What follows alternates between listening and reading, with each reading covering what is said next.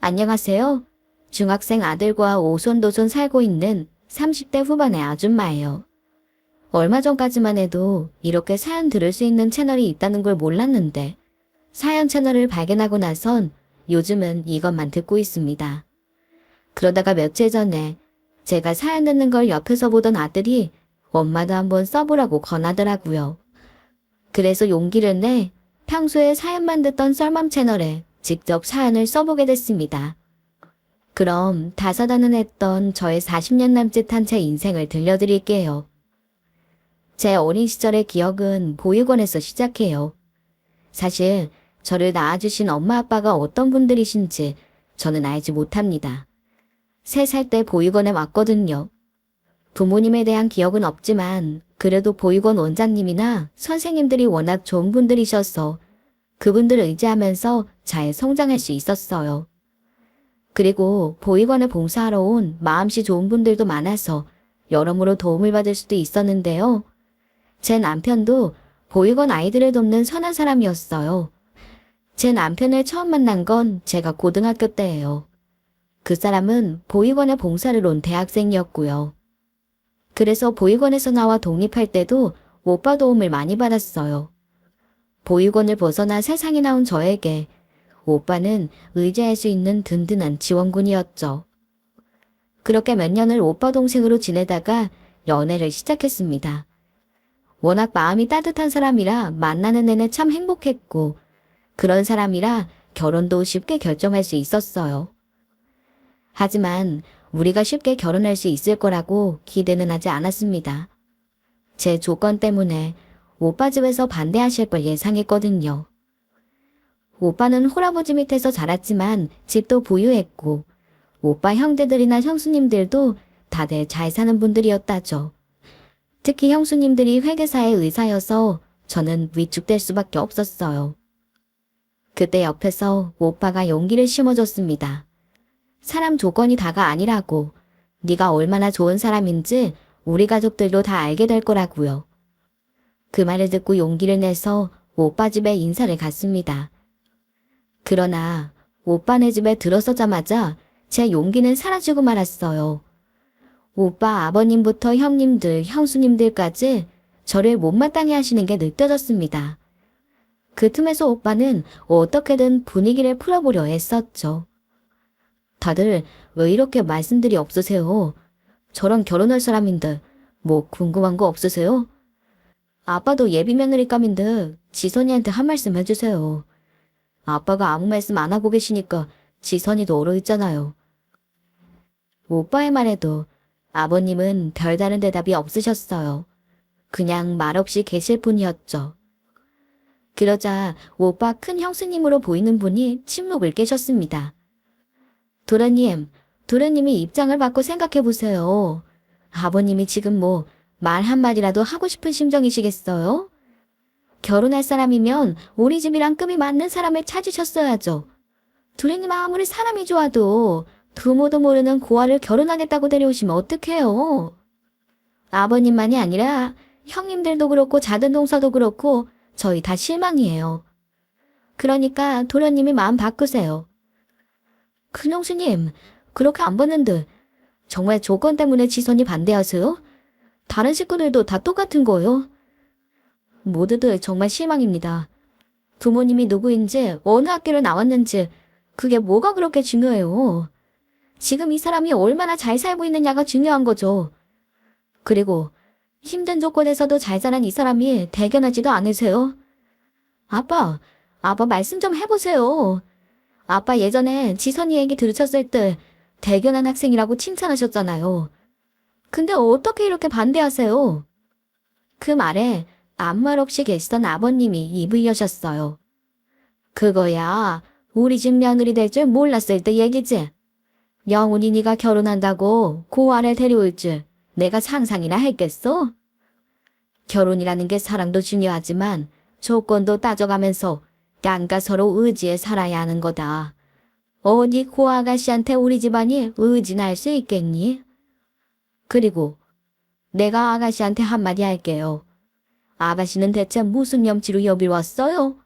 우리 아들에 비해 본인 처지가 한참이나 부족한 걸 알 텐데 그걸 알면서 어떻게 결혼하겠다고 우리 집에 인사할 생각을 해요?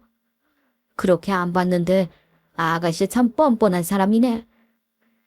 죄송합니다. 저도 오빠에 비해 제가 부족하다는 거 잘 압니다. 하지만 저 오빠 진심으로 사랑하고 평생 존경하며 살 자신 있습니다. 그러니까 한 번만 허락해 주시면 안 될까요? 그러자 제 맞은편에 앉아있던 여자가 코웃음을 쳤습니다. 아, 나 도련님 둘째 동서예요. 듣다 보니까 내가 다 기가 막혀서. 아니, 다 사랑하고 존경하며 살지. 그거 뭐 대단하다고 내세울 거나 있어요. 부모도 없고 직업도 별 볼 일 없으니 저렇게 말로 때우는 거지. 아무튼 우리는 그쪽에 식구 되는 거 다 반대해요. 의사, 회계사 형님 있는데 그 밑으로 바로 고아 며느리 들어오는 게 말이나 돼요. 그거 완전 집안 망신이지. 고집 피우지 말고 우리 도련님이랑 헤어져요. 그렇게 둘째 형님이라는 분까지 면전에서 저를 무시했습니다. 따뜻한 환대를 기대하고 갔던 건 아니지만 생각보다 냉담한 반응에 큰 상처를 받았어요. 그래서 오빠한테도 생각할 시간을 갖자고 했죠. 그런데 그 무렵 몸 상태가 심상치 않다는 걸 알았어요. 혹시나 하는 마음으로 병원에 갔다가 아이를 가졌다는 이야기를 듣게 됐습니다. 임신은 상상도 못한 일이었기에 너무나 갑작스러웠어요. 제 임신 사실을 듣고 오빠네 집에서는 우리 결혼을 허락해 주셨습니다. 그러나 원하지 않는 며느리였기에 여전히 저를 탐탁지 않게 생각하셨어요. 결혼하고 얼마 후 아들까지 낳았지만 저는 여전히 집안에서 냉대받는 구박덩어리였습니다. 그러다가 하루는 남편이 아버님과 몇 시간째 연락이 안 된다며 불안해하더라고요. 그래서 얼른 시댁으로 달려갔더니 아버님께서 욕실 바닥에 혼자 쓰러져 계셨어요. 허리를 크게 다쳐 움직이지도 못하고 차가운 욕실 바닥에 쓰러져 계셨던 거예요. 그 후 나이 드신 아버님을 위해서 저희는 살림을 합치기로 했습니다. 남편도 다니던 회사를 그만두고 아버님을 모시며 시부회사에서 일하기로 했고요. 솔직히 합가는 제 입장에선 어려운 결정이었어요. 하지만 사랑하는 남편을 위한 선택이었고 또 이번 기회에 아버님과 가까워지기를 바랬습니다. 사실 아버님과의 생활은 처음부터 순탄하지 않았어요. 그때도 저를 못마땅해 하셨으니까요.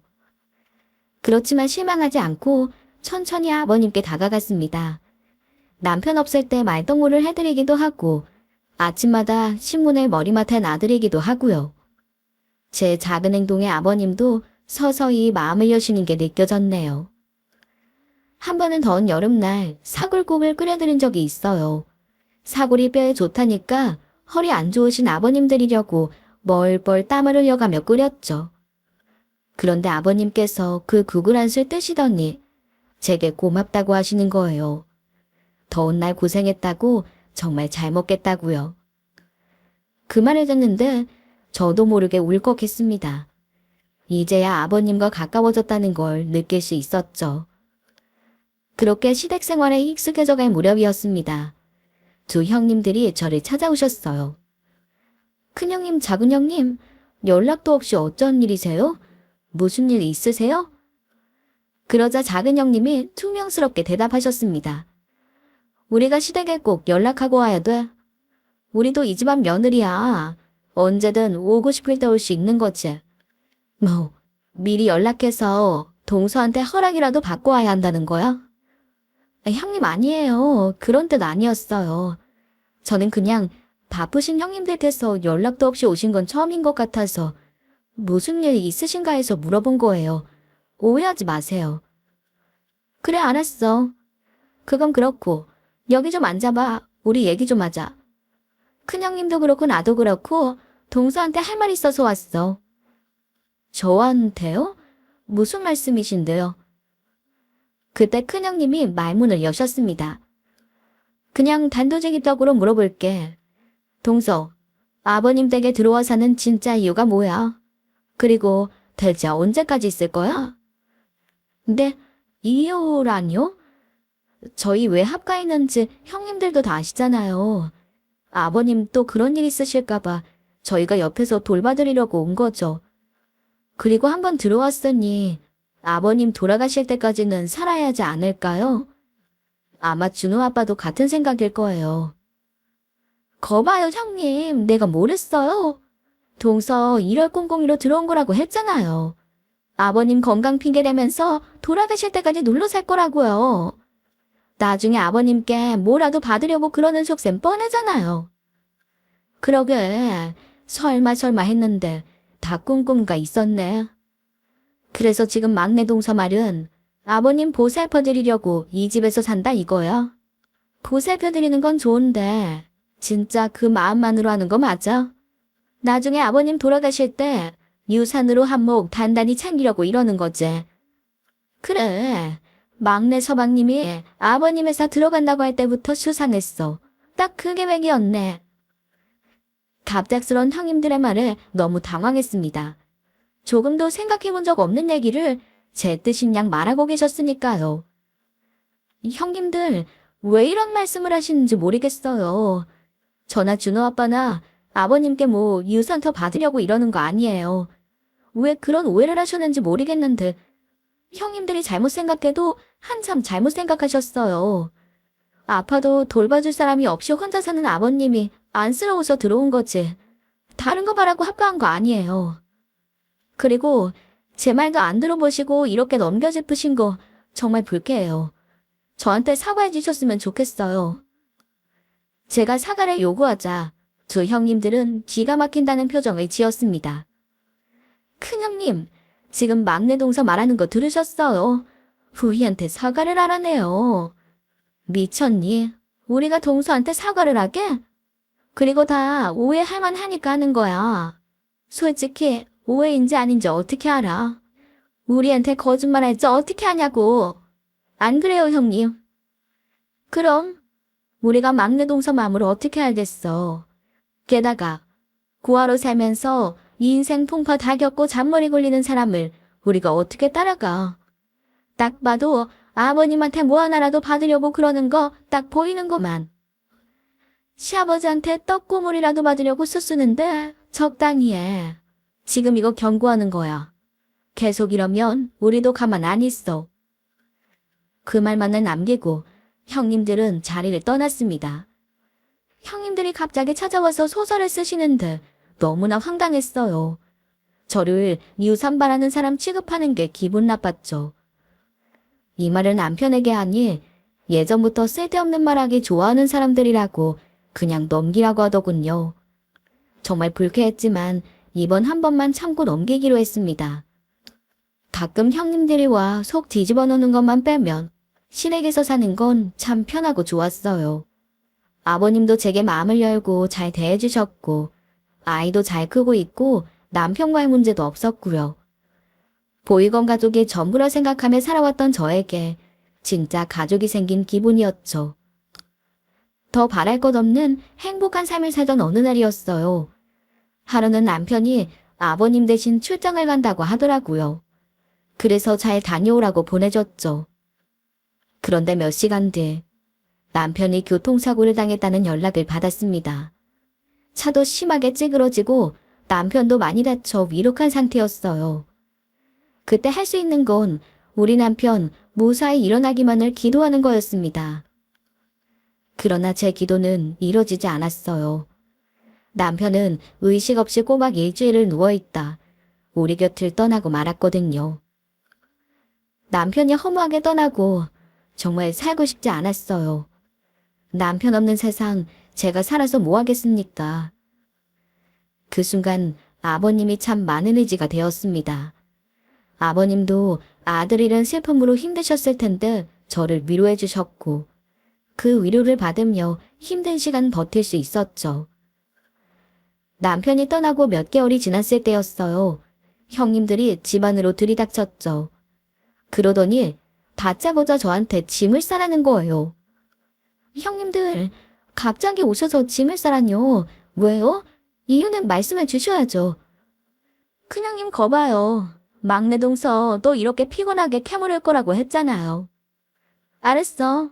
동서 네가 물어보니까 내가 이유를 말해줄게. 동서가 왜 이 집에서 살아? 이제 이 집에서 눈치껏 나가야지. 안 그래? 제가 왜 이 집에서 나가요? 밑도 끝도 없이 집에서 나가라니. 대체 왜들 이러세요 정말? 그때 큰형님이 가지고 온 가방을 던지며 소리쳤습니다. 야, 너 그 이유를 몰라? 막내 서방님이 죽고 없는데 네가 이 집에서 왜 살아? 진작 나갔어야 하는 거 아니야. 너 혼자 아버님 수발 들고 살면서 막내 서방님 받을 뭐까지 챙기려고 이러는 거지? 우린 그걸 못 봐. 남편이 죽었으면 이 집에서 나가는 게 맞는 거지. 잔말 말고 얼른 짐 챙겨 빨리. 아니요, 저는 이 집에서 못 나가요. 제가 왜 나가요? 준우 아빠 떠났다고 저랑 아버님 인연이 끝난 것도 아니고 제가 왜 이 집을 나가야 하냐고요. 형님들 이러는 거 아버님도 아세요? 아버님이랑 상의하고 이러시는 거냐고요. 제 물음에 큰형님이 대답했습니다. 안 그래도 아버님한테 말씀드렸더니 막내 며느리 절대 못 내치신다고 그러시더라. 너 아버님을 어떻게 구워 삶은 거야? 뭐 구워주제. 머리 써서 아버님은 구워 삶았을지 몰라도 우린 안 되지. 우리는 너 이 집에 절대 못 둬. 아버님 재산에 눈독 들이지 말고 당장 짐 챙겨서 이 집에서 나가. 아니요, 저 절대 못 나가요. 아버님이 저 내쫓기 전엔 이 집에서 한 발자국도 못 나가니까 그렇게 하세요. 뭐, 이게 정말 안 되겠네. 두지동서 뭐해? 얼른 끌어내자. 형님들은 저를 붙잡고 집 밖으로 끌어내기 시작했습니다. 집 안에서 버티려는 저와 끌어내려는 형님들 사이에 몸싸움이 벌어졌죠. 저는 못 나간다고 버티고 형님들은 나가라고 소리치고 대문 앞에서 아주 난리가 났습니다. 그 순간 멀리서 누군가의 고함 소리가 들렸습니다. 니들 지금 뭐 하는 거냐? 막내한테서 당장 못 떨어져. 바로 아버님이었어요. 아버님은 저희를 발견하시고는 다급하게 뛰어오셨습니다. 너희 지금 막내한테 뭐 하는 거냐? 얘한테 지금 뭐 하는 짓이야? 그래, 네가 말해봐. 지금 내가 본 게 다 뭐냐? 아버님 그게요. 저희가 그냥 두고 볼 수가 없어서 왔어요. 아버님, 도대체 언제까지 막내 동서 데리고 사실 생각이세요? 솔직히 서방님도 없는데 막내 동서가 왜 이 집에서 살아요? 아버님은 막내 동서가 순수하게 이 집에서 사는 거라고 하시지만 저희는 그거 못 믿어요. 사람 검은 속내를 어떻게 알아요? 아버님 100억 재산 동서한테 다 털릴 수도 있는 거잖아요. 그러니까 그 전에 동서를 내보내야죠. 큰형님 말이 끝나자 이젠 작은형님이 큰형님을 거들더군요. 네 아버님, 큰형님이랑 저랑 그래서 왔어요. 아버님이 하도 못 내보내신다고 하니까 마음 아프시면 저희가 대신해드리려고요. 나중에 동서한테 재산 다 뺏기고 후회봐야 늦잖아요. 그러니까 지금이라도 동서 내보내세요. 네. 너희들 입못 다물어. 어디 사람 앞에 두고 그런 말을 해. 그리고 니들이 생각해봐라. 막내, 얘가 그럴 사람이냐? 그렇게 겪어보고도 몰라? 얘, 니들보다 나은 애야. 처음부터 한결같이 며느리 노릇하는 애는 얘밖에 없다. 뭘 알지도 못하면서 큰 소리들이야. 그때 큰형님이 나섰습니다. 아버님, 어쩜 말씀을 그렇게 하세요? 저희들은 며느리도 아니에요? 그리고 아버님, 처음에 막내 동서 얼마나 반대하셨어요. 근데 어떻게 이렇게 마음이 변하실 수가 있어요? 네가 얘 하는 걸 봐라. 몇 달에 한 번 와서 밥이나 먹고 가는 니들하고 얘가 같아? 내 진짜 며느리는 쟤 하나요. 쟤는 나한테 이제 막내 아들 대신이다. 그러니까 그런 얘기 할 거면 다시 오지 마라. 아버님은 화를 내시면서 형님들을 내쫓으셨습니다. 그리고는 바닥에 넘어져 있는 절 일으켜 주셨어요. 너 괜찮냐? 어디 다친 데는 없고? 많이 놀랐지? 아니에요. 저 괜찮아요. 아버님이 놀라셨죠? 형님들이랑 부딪히는 모습 보여드리고 싶지 않았는데 죄송해요. 아니다. 네가 죄송할 게 뭐가 있어. 사람 볼 줄 모르는 쟤들 잘못이지. 혹시나 해서 하는 말인데 쟤들 말 듣고 이 집에서 나가고 그러지 마라. 이 집이 네 집인데 네가 왜 나가서 살아? 그리고 너 없으면 내가 이제 누구를 의지하고 사냐. 너랑 주느라도 옆에 있어야지. 아버님의 그 말에 가슴이 뭉클했습니다. 진짜 저를 며느리로 인정해 주시고 감싸주시는 그 마음에 큰 감동을 받았어요. 아버님은 때로는 아빠처럼 저를 아껴주셨습니다. 특히 제 생일에 직접 미역국을 끓여 밥 한 끼 차려주셨을 때는 저도 모르게 막 눈물이 나더라고요. 아버님께서는 고작 밥 한 끼 가지고 뭘 그러냐고 하셨지만 저에게는 밥 한 끼 이상이었어요. 그저 시아버님이 아니라 정말 우리 아빠같이 마음 써주시는 모습에 너무나 감사했죠. 그래서 아버님께 더 최선을 다하려고 했습니다. 제가 아들 노릇까지 해드리고 싶었는데 아버님의 건강이 안 좋아지는 건 막지 못했습니다. 해마다 아들 잃은 슬픔이 심해지시는 건지 아버님은 체력도 떨어지셨고 살도 빠지셨어요. 건강이 나빠지실까 걱정되어 병원에 모시고 갔는데 검사에서 간암 말기 판정을 받으셨습니다. 그 말을 듣고 눈앞이 캄캄했던 기억이 나요. 아버님마저 편찮으시니 이제 제가 어떻게 해야 하나 참 막막했죠. 게다가 가장 가까이 있으면서 아버님이 편찮으신 것도 몰랐던 제가 너무나 원망스러웠어요. 그래서 집에 와 저도 모르게 몇 시간을 울었습니다. 그러다 아버님이 네 잘못 아니라고, 이 나이 되면 몸 어디 고장나는 건 당연한 일이라고 하며 저를 토닥여 주셨네요. 제가 아버님을 위로해드렸어야 하는데 아버님의 따뜻한 말씀에 제가 더 위로를 받았던 날이었어요. 아버님 소식을 듣고 아주버님들과 형님들이 득달같이 달려왔습니다. 특히 형님들은 아버님 하나 못 돌보고 뭐 했냐면서 저를 몰아붙였어요. 형님들께 들을 말씀이 없어요. 제가 옆에서 더 잘 돌봐드렸어야 하는 건데 면목 없습니다. 제 말에 작은 형님은 코웃음을 쳤습니다. 참나.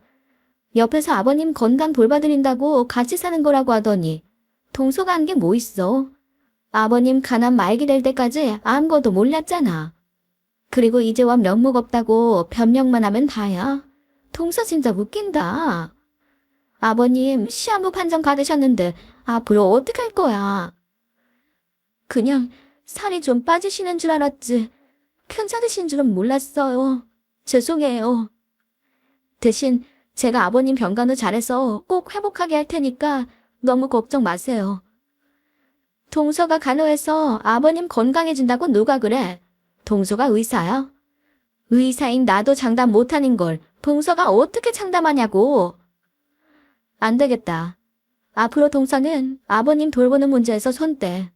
이제는 형님이랑 내가 알아서 할게. 그 말에 옆에 있던 큰형님이 거들었습니다. 그래, 동서는 빠져. 지금껏 동서가 모셔서 아버님한테 도움되는 게 뭐 있었어? 오히려 건강만 더 안 좋아지셨잖아. 그럴 바엔 우리한테 와서 지내시는 게 훨 낫지. 거기다 둘째 동서는 의사 아니야. 그러니 얼마나 아버님을 잘 돌보겠어. 아무튼 우리가 알아서 할 테니까 막내 동서는 빠져. 형님들 어떻게 그래요. 그래도 제가 지금까지 모셔왔으니까 제가 모실게요. 그리고 아버님도 평생 이 집에서 사셨는데 여기서 계시는 게 더 편할 거예요. 제가 신경 쓰실 일 없게 잘할 테니까. 순간 작은 형님이 제 말을 가로막았습니다. 동서, 왜 이렇게 말귀를 못 알아들어? 이제 동서는 아버님 일에 간섭하지 말고 빠지라고. 솔직히 동서가 무슨 권리가 있어? 남편도 없이 시댁에 얹혀 살면서 왜 우리 일에 상관이야? 남편 죽은 주제 끼어들지 마. 아버님 문제는 우리가 다 알아서 할 테니까 상관하지 말라고. 그렇게 형님들은 아버님을 자기들이 모시겠다고 통보했어요. 그때 당장이라도 안 된다고 하고 싶었지만 차마 그 말이 나오질 않았어요. 제가 모시는 것보다 형님들이 돌보는 게 낫겠다는 생각이 들었어요. 형님들 말처럼 제가 모시고 살았는데도 편찮으신 걸 몰랐잖아요. 의사 형님도 계시니 저보다는 형님들이 모시는 게 더 낫다 싶었던 거죠. 아버님이 떠나시는 날 참 많이 울었어요. 다신 못 보는 것도 아닌데 이상하게 눈물이 나더라고요. 아버님이 서울로 올라가시고 몇 달이나 지났을까. 부동산에서 직접 집에 찾아왔어요. 이 집이 팔렸으니 이제 집에서 나가야 한다고요. 아버님이 저한테 상의도 없이 집을 파실 분도 아니고 뭔가 착오가 있는 것 같아 알아보려고 작은 형님 댁을 찾아갔어요. 작은 형님은 문 밖에 있는 저를 발견하고도 현관문을 열어주지 않았습니다. 형님 저예요. 저 준호 엄마예요. 얼른 문 좀 열어주세요. 여기까진 어쩐 일이야? 우리 집엔 왜 왔어? 집 문제로 아버님께 여쭤볼 일이 있어서요. 아버님 잠깐만 보고 갈게요. 아버님 지금 주무셔. 그냥 나한테 얘기해. 무슨 일인데 그래? 형님, 이렇게 문 밖에서 어떻게 얘기를 해요? 금방 얘기하고 갈 테니까 이 문 좀 열어주세요. 그 후 형님은 마지못해 겨우 문을 여셨습니다. 하지만 형님 댁으로 들어가니 아버님의 모습이 보이지 않았어요. 형님, 아버님은 어디 계세요? 저 아버님께 드릴 말씀이 있어서 왔는데 주무시면 잠깐만 깨워주실래요? 아버님, 약 드시고 방금 잠드셨어. 그럼 문을 어떻게 깨워? 할 말 있으면 지금 나한테 해. 동서, 혹시 아버님 집 내놓은 문제 때문에 왔어? 그런 거면 아버님이 직접 결정하신 일이니까 더 하실 말씀 없을 거야. 집 해주는 걸로 알고 당장 이사 준비해. 형님, 잠시만요. 이건 너무 갑작스럽잖아요. 한마디 말도 없다가 바로 짐을 빼라뇨. 그리고 이런 일을 아버님이 저 모르게 하실 리가 없는데. 저 아버님 뵙고 어떻게 된 일인지만 좀 알아볼게요. 안다. 제가 아버님 직접 뵐게요. 방에 계시죠? 아버님 지금 절대 안정 취하셔야 한다니까. 아무나 만나면 안 된다고. 동서 만나실 건지 내가 물어볼 테니까 여기서 기다려. 몇 분 뒤 아버님 방에서 나온 형님은 아버님이 저를 보고 싶지 않다고 하셨고 빨리 돌아가라고만 했습니다. 저는 그 말을 믿을 수 없었어요. 형님 말도 안 돼요. 아버님이 저를 그냥 돌아가라고 하셨다고요? 제 얼굴도 안 보시고요. 그래. 집 팔기로 결정한 일이니까 시끄럽게 하지 말고 나가라셔. 그러니까 더 시끄럽게 하지 말고 얼른 내 집에서 나가.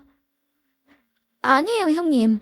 아버님이 저한테 상의도 없이 집 팔고 그러실 리가 없어요. 제발 아버님 한 번만 뵙게 해주세요. 네? 동서 진짜 끈질기다. 아직도 모르겠어? 이게 아버님 진심이잖아. 동서 그 집에서 내보내고 싶은 게 아버님 진심이시라고. 상황 파악됐으면 얼른 나가서 이삿짐이나 싸. 우리 집에 쳐들어올 생각하지 말고. 그러더니 작은 형님은 저를 내쫓았습니다. 그때 근처 사시는 큰형님도 오셔서 얼른 나가라며 저를 내치더군요. 결국 저는 아버님 얼굴도 못 보고 작은 형님 댁에서 쫓겨났어요. 그 순간 너무 서러웠습니다. 작은 형님과 산 지 몇 개월 만에 아버님 마음이 그렇게 달라질 줄은 몰랐거든요. 그 집에서 저를 내쫓으실 줄은 꿈에도 몰랐어요. 게다가 저를 보고 싶지 않아 하셨다는 게 너무 충격이었죠. 형님들과 아버님이 같은 편이 됐다는 생각에 정말 서운함을 느꼈고 기댈 곳이 없어진 저는 정들었던 시댁에서 나올 수밖에 없었습니다. 그 일로 마음에 큰 상처를 받았습니다. 서운해서인지 아버님께 연락하는 게 내키지 않더라고요. 그리고 그건 아버님도 마찬가지였죠. 저랑 인연을 끊겠다는 듯 저를 찾지도 않으셨으니까요. 그렇게 아버님과는 멀어지게 되었습니다. 그러다 얼마 후 형님들에게서 연락이 왔어요. 아버님이 위독하시다고요. 그 말에 서운했던 감정은 잊혀지고 한달음에 아버님이 계신 병원으로 달려갔습니다. 아버님은 이미 가망이 없으신 상황이었습니다. 몇 시간이 흐른 뒤 아버님은 결국 세상을 떠나셨어요. 아빠처럼 의지했던 아버님이 돌아가신 순간 얼마나 울었는지 몰라요. 슬픔에 제정신이 아니었죠. 하지만 시부 장례식은 해야 하니 그 와중에 이것저것 알아보고 있는데 형님들의 모습이 보이지 않았습니다. 여기저기 찾아보니 둘이 구석에 앉아 정신없이 얘기를 하고 있길래 제가 다가갔습니다. 형님들, 여기서 뭐 하세요? 지금 아버님 장례 준비해야 돼요. 얼른 오세요. 제 말에 큰형님은 실소를 지었습니다. 동서, 지금 아버님 장례식이 문제가 아니거든? 우리 아버님 100억 대산 나눠 갖는 거 얘기하는 중이니까 동서는 좀 빠져.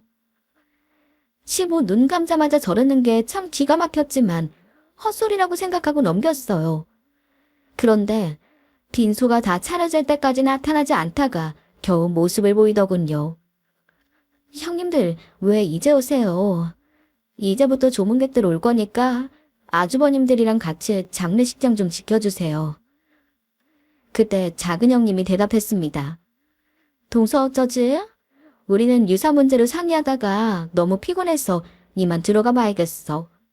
아참, 시부 100억 재산 빌딩으로 나눠 갖기로 했다? 다 아버님이 물려주신 거야. 동서한테 남기신 것도 있는데. 자, 받아. 작은 형님은 제게 책 한 권을 건네며 말을 이어갔습니다. 이거 아버님이 동서한테 남기신 거야. 우리한테는 100억 빌딩 나눠주셨는데 동서도 뭐라도 받아야지. 이거 아버님 건데 동서한테 넘길게. 남편 잃은 동서한테는 아버님 책 한 권도 간지럽진 거 알지? 형님 어때요? 별 볼 일 없는 동서한테는 이런 유산이 딱이죠? 어머, 진짜 그렇다. 막내 동서, 유산 못 받았다고 너무 속상해하지 말고. 아버님이 동서한테는 땡전 한 푼 안 주신 걸 어떡해? 그치? 그래도 그 책 한 권 주셨으니까 그거라도 소중하게 생각하던지. 그럼 장례식장 좀 잘 부탁해. 우린 너무 피곤해서 이만 가볼게. 그러더니 형님들은 상복을 벗어던지고 볼일 끝났다며 장례식장을 빠져나갔습니다. 그러더니 장례식을 치르는 3일 동안 얼굴 한번 비추지 않았죠. 시부 유산 받고 입 닦은 형님들 때문에 저 혼자 3일 내내 아버님 빈소를 지키며 장례를 치렀습니다. 솔직히 화도 나고 모든 게 다 원망스러웠어요. 유산만 노린 며느리들한테 어렵게 모은 재산 다 주신 아버님이 이해가 되질 않았죠. 저한테 유산으로 책 한 권 남겨서가 아니라 평소 아버님답지 않은 결정에 크게 실망했습니다. 그래도 아버님 마지막 길인데 아버님을 위해 묵묵히 발인까지 그 곁을 지켰습니다. 그렇게 발인을 하고 집에 돌아왔는데 이상하게도 저한테 남기셨다는 그 책이 궁금한 거예요. 도대체 무슨 책이기에 저한테 남기셨던 건지 알고 싶어졌습니다. 그래서 그 책을 열어보았어요. 들여다보니 그건 책이 아니라 아버님께서 그동안 써오시던 일기였어요. 생전에 아버님이 써놓으신 일기를 읽어내려 가는데 순간 제 숨이 멎는 듯 했습니다. 그 일기 안에는 상상도 못했던 내용이 적혀져 있었거든요. 일기 내용은 너무나 충격적이었습니다. 그 안에는 시부가 형님들께 당했던 일이 고스란히 다 담겨 있었어요. 감경한다는 핑계로 시부를 모셔간 형님들은 간호는 안 하고 시부에게 유산을 내놓으라고 협박하고 있었던 겁니다. 집을 판 것도 아들들과 며느리들이 협박해서 그런 거라고 억울하다고 써놓으셨죠.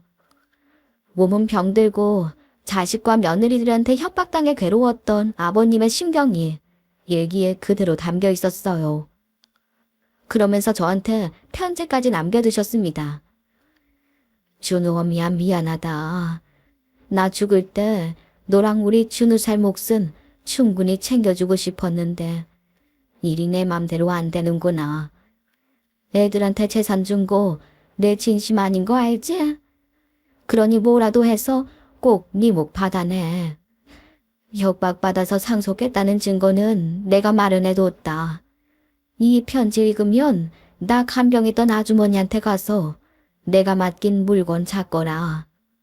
그 물건 증거 삼아도 뭐든 해. 알겠지?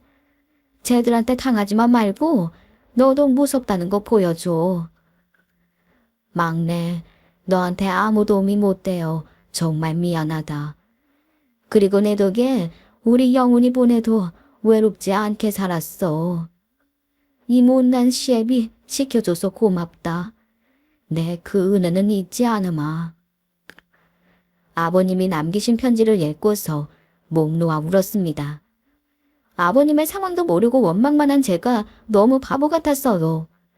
이런 못난 며느리를 마지막까지 챙기신 아버님의 마음이 느껴져 너무 죄송하고 또 후회스러웠습니다. 그렇게 몇 시간을 울다 아버님이 알려준 간병인을 만나러 갔어요. 간병인은 아버님이 막내 며느리를 주라고 하셨다며 제게 녹음기 하나를 건넸습니다. 그 녹음기를 듣는데 손이 덜덜 떨렸죠. 시부를 어떻게 협박했는지 그 폐악들이 다 들어있었으니까요. 그 안에는 시한부 환자를 겁주고 오름짝 놓으며 재산증여를 강요한 모든 내용이 담겨 있었습니다. 그걸 듣는데 도저히 참을 수가 없었어요. 곧바로 형님들 집으로 찾아갔습니다. 큰 형님네 가니 이미 작은 형님까지 와 팔자독해 수다를 떨고 있더라고요. 제가 올 건 예상 못했는지 둘 다 당황한 눈치였죠. 막내 동서가 여긴 어쩐 일이야? 아버님도 돌아가시고 우리 더 볼 일 없는 거 아닌가? 둘째 동서나 나나 막내 동서랑 인연 다 끝났다고 생각하는데.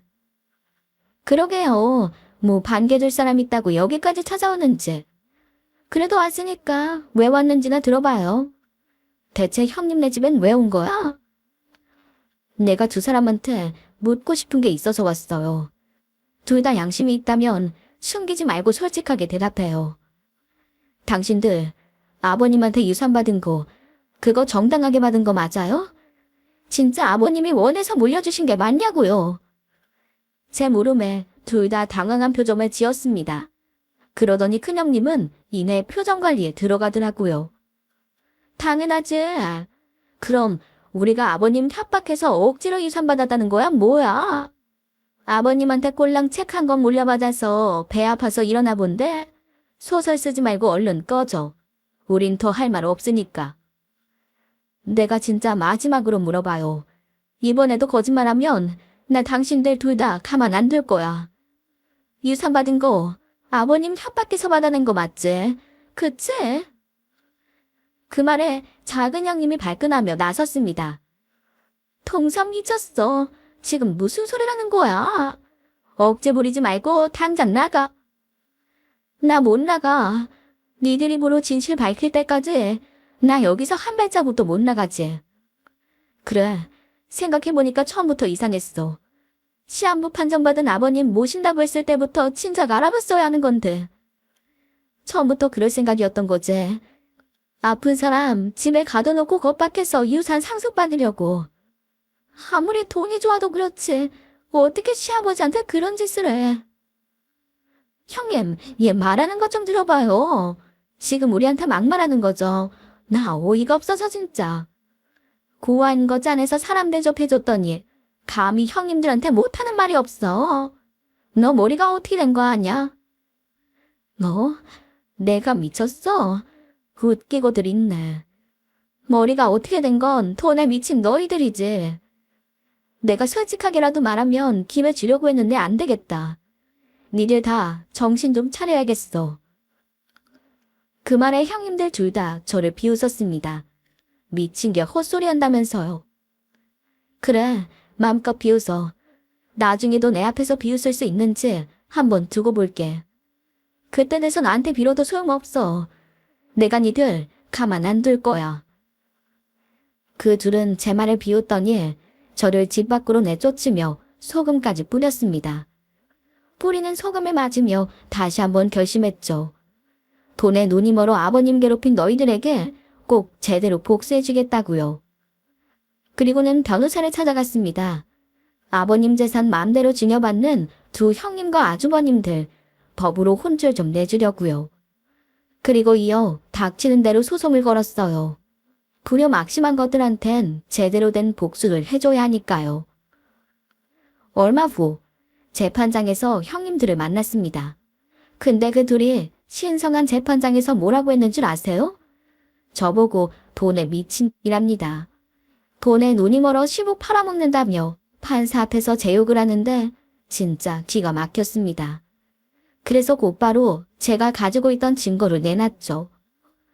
아버님이 남기신 일기와 대화 녹음이 공개되자 형님들 얼굴이 팍 구겨지기 시작했습니다. 본인들의 패악이 드러나자 막 몸을 벌벌 떨더니 하는 짓이 시켜서 한 거라며 서로 탓을 하는 겁니다. 동서 우애야. 솔직히 아버님 모시는 거 작은 동서가 먼저 제안한 거야. 나는 그냥 시키는 대로 한 것뿐이라고. 어머 형님, 무슨 말이 그래요. 형님이 저한테 먼저 의사 동서가 모셔야 하는 거라고 바람 넣었잖아요. 그래야 우리가 유산 차지한다고요. 막내 동서년 손에 유산 들어가는 거 못 본다고 할 땐 언제고 왜 제 핑계를 대요. 뭐 아버님한테 먼저 협박한 게 누군데 그래. 유산 내놓으라고 악쓰고 욕한 거 동서잖아. 판사님, 잘 들으세요. 저 절대 그런 사람 아니에요. 막내 동서 진짜야. 난 둘째 동서가 시킨 대로 했을 뿐이라고. 악다구니를 쓰며 서로 탓을 하는데 너무나도 웃기는 광경이었습니다. 증거가 공개될수록 본인들이 시부한테 한 협박이 들통나니 나중에는 용서해달라며 빌기까지 하는데 그 모습이 얼마나 취했는지 몰라요. 형님들이 추한 꼴을 보여준 덕분에 재판에서는 제가 손쉽게 승리할 수 있었습니다. 그런데 정말 어이없던 게 하나 더 있어요. 처음엔 제 앞에서 잘못했다고 빌었던 형님들이 유산 받은 거 뺏기자마자 저한테 또 소송을 건 겁니다. 어찌나 어이가 없던지요. 그래서 이번에도 좋은 변호사 써서 제 앞에서 까본 두 형님과 아주버님들 빈털털이 만들어줬습니다. 그리고 그 사람들이 강제로 가져간 그 유산은 제 몫이 되었습니다. 100억 빌딩 빼앗기고 알거지가 된 형님들은 아주버님께 이혼당하고 지금은 어디서 사는지 소식조차 몰라요. 돈에 눈 먼 것들 채우가 그런 거죠 뭐. 저는 아버님이 주신 유산 낭비하지 않고 좋은 곳에 쓰며 살고 있어요. 아버님이 남겨주신 그 책 한 권 덕분에 완전히 다른 삶을 살게 됐습니다. 그 책을 펼치자 제 인생의 역대급 반전이 펼쳐졌달까요? 그게 없었다면 형님들한테 아버님 유산 다 빼앗기고 아버님이 저를 버렸다고 생각하고 살았겠죠? 그 생각만 하면 아버님께 참 죄송하고 또 마지막 순간까지 며느리인 저를 챙겨주신 그 마음을 잊을 수 없을 것 같아요. 부족한 며느리를 위해 아낌없는 사랑을 주신 아버님께 다시 한번 감사하다는 말씀 드리고 싶어요. 아버님께 며느리가 저 하나였던 것처럼 제게 시부도 또 아빠도 오직 아버님뿐이라는 말씀도요. 우여곡절 많았던 제 인생 이야기는 여기까지 해볼까 합니다. 재밌었는지 모르겠어요. 끝까지 들어주셔서 감사드리고 이 사연 들어주신 분들 앞날에 행복 가득한 일만 있으시길 바랄게요. 모두 건강하세요.